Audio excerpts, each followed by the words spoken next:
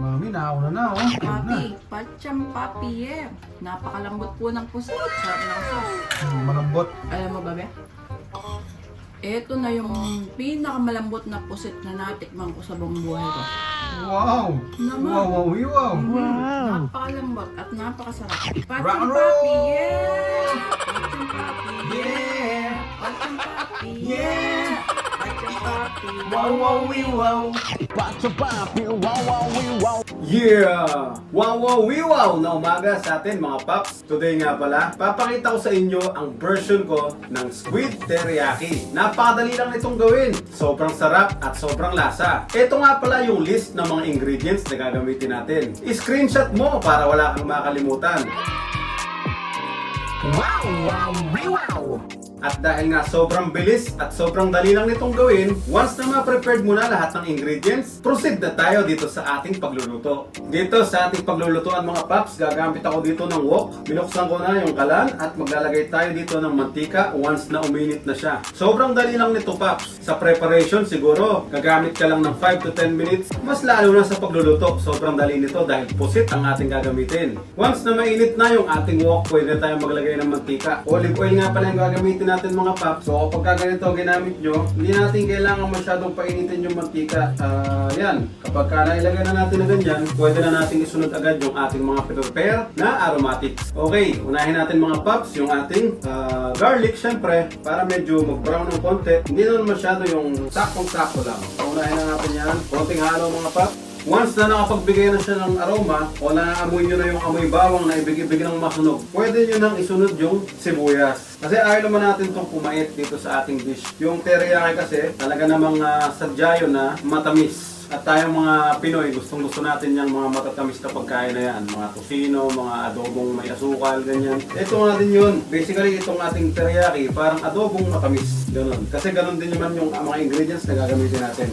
So at this point mga paps, next na natin dito agad yung ating sibuyas. Ano lang din, gisahin lang natin. At hindi ko na pinawawalan sa kamay natin itong ating luya. Kasi isusunod na rin natin yan agad. So hindi na natin kailangang i-wait yung onion para mag-caramelize. Pwede na natin i-next itong ating minced ginger.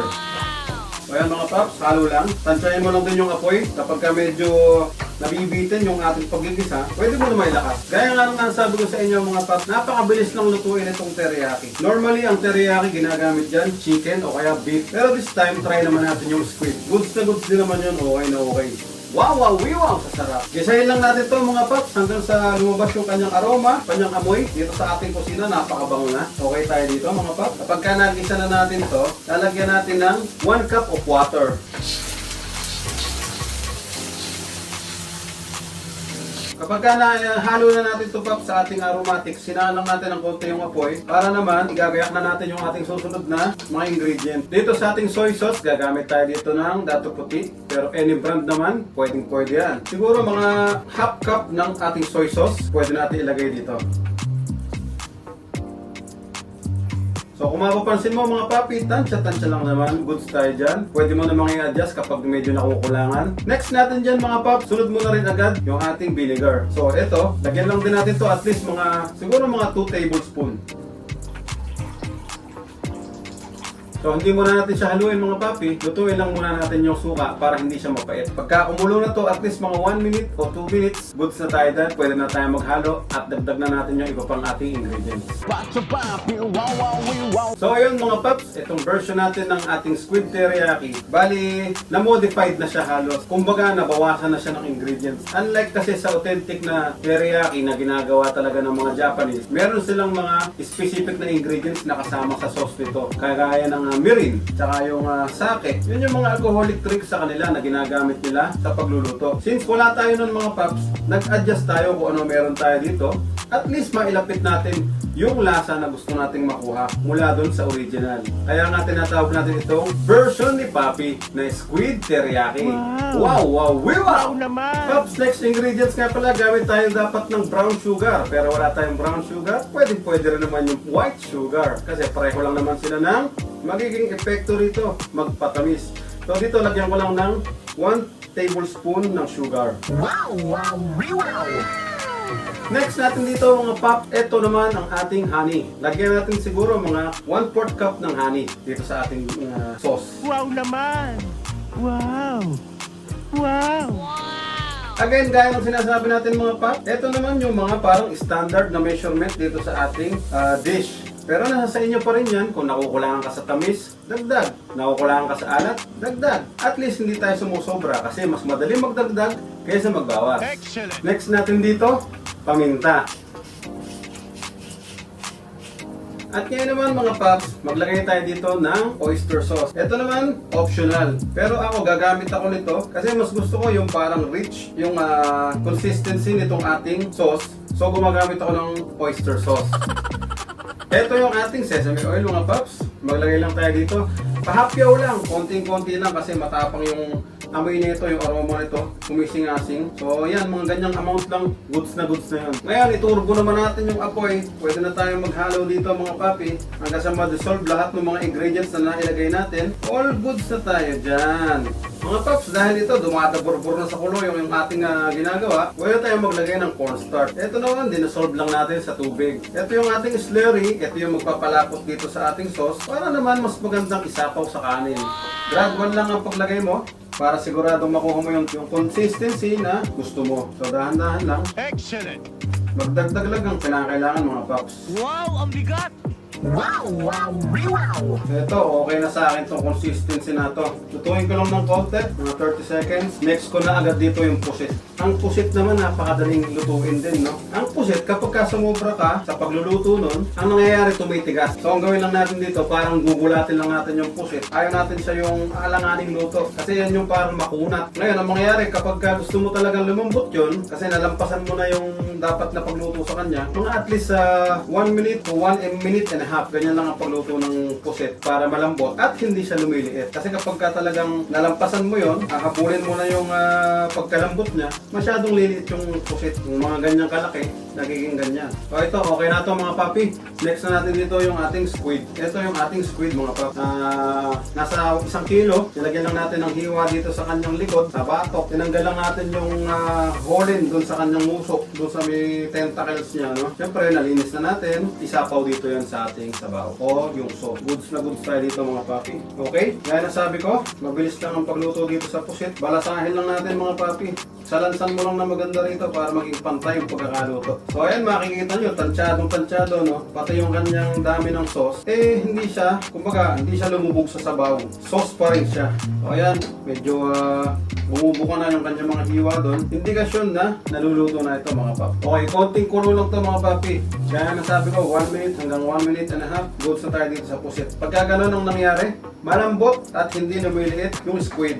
Tsaka ito, isa pa mga papi, actually gagamitin natin to sa pang garnish, pero pwede naman tayong maglagay dito para at least magkaroon siya ng kahit paano lasang itong ating spring onion na chinap lang natin ng maliliit. Yan, kasi sobra-sobra naman to kung pang garnish lang. So maglagay tayo dito para at least lumasa. Tapos ito, ganun din, pang garnish din, pero talaga namang sinasamahan to habang niluluto. Sesame seed mga paps. Wow! Ang bigat! Excellent! So ayun, halo lang mga papi. Wow naman!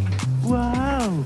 Wow! Luto na to, almost luto na talaga. Mga 10 seconds, goods na tayo dito. Turn off ko na yung gasol natin, yung kalan, patay na yan, goods na tayo dito. Meron lang tayo idadagdag na ingredients dito, panghuli. Pero ito naman optional, pwedeng hindi kung ayaw mo, kung di mo trip. Pero kung trip mo naman, ibigay mo na. Ito yan mga paps, sibuyas na puti, white onion, yung medyo malaki, yung katamtaman yung size. Tapos hiniwa lang natin siya ng ganito. Yung parang mga, kumbaga sa patatas wedges, yung mga style, no, ganyan. So dito, isasapaw ko lang siya dito sa ibabaw. Gusto ko kasi dito yung medyo malutong din. So hindi ko na siya isinama sa pagkakakulo. Nilagay ko na siya nung pinatay ko na yung apoy. Saka ko siya ihahalo dito mga papi. Para naman meron tayong ibang texture kapag kakainain natin yung ating pusit na malambot, yung ating malapot na sabaw, at meron tayong malutong na white onion. Yun ang pasarap talaga doon. So ito mga paps, ang ating version ni Pachang Papi ng squid teriyaki. Sana nagustuhan nyo mga paps. Ngayon naman, kung nasiyahan ka dito sa ating ginawang dish, i-invite naman kita na mag-subscribe dito sa ating channel. Follow mo na rin ako sa Facebook at saka kung meron kang gusto ng request na ipaluto, i-comment mo lang dyan sa baba at baka gawin natin yan sa susunod na video natin. So mga papi, kita-kits ulit tayo mga pap. Pwede na tayo maghain. At eto, huhusgahan na namin to ni Commander, ni Patcham Mami. So magkita-kita tayo ulit hanggang sa muli mga pap. Wait mo lang, rock and roll! Wow, wow, wow! Pacho papi, yeah. Pacho papi, yeah. Pacho papi, yeah. Pacho papi, wow, wow, wow. Pacho papi, yeah. Pacho papi, yeah. Pacho papi, yeah. Pacho papi, wow, wow, wow. Hey mga paps! Yes, eto na yung ating niluto na squid teriyaki. Ngayon kasama ko si Patcham Mami para naman matikman na natin to. Mami, nakaw na oh. Lumain na. Papi, Patcham Papi, yeah. Napakalambot po ng pusit. Sarap ba? Magsalot. Sobrang lambot. Eh yung lasa. Okay ba Siyempre, tayo dyan? yummy. Yung sinasabi namin papi, pag hindi mo na overcook ng puset, talagang maganda ang kalalabasan. Sarap ng sauce. Malambot, Pati yung white onion, tamis ano. ang tamis, crunchy. Saktong-sakto lang yung pagkakaluto, di ba ba? Oo naman, Papi. Hindi ko tuloy malaman kung be o Papi, tatawag ko eh. Malinamnam, masarap. Yung sauce, saktong-sakto din yung lasa. Hindi overwhelming yung tamis. Alat, balanse. Yung touch ng suka, sakto lang din. Napakalambot ng pusit. Grabe, Yun ang ang sarap. the best talaga doon. Kaya nga nang sabi natin kanina, pagka ano yun, na-overcook, Magiging matigas pag na-overcook. Ngayon, sobrang lambot, napakasarap. At ang sauce pa lang, ulam na. Wow, ang bigat! Grabe talaga. Alam mo ba, be? Ito na yung pinakamalambot na pusit na natikman ko sa buong buhay ko.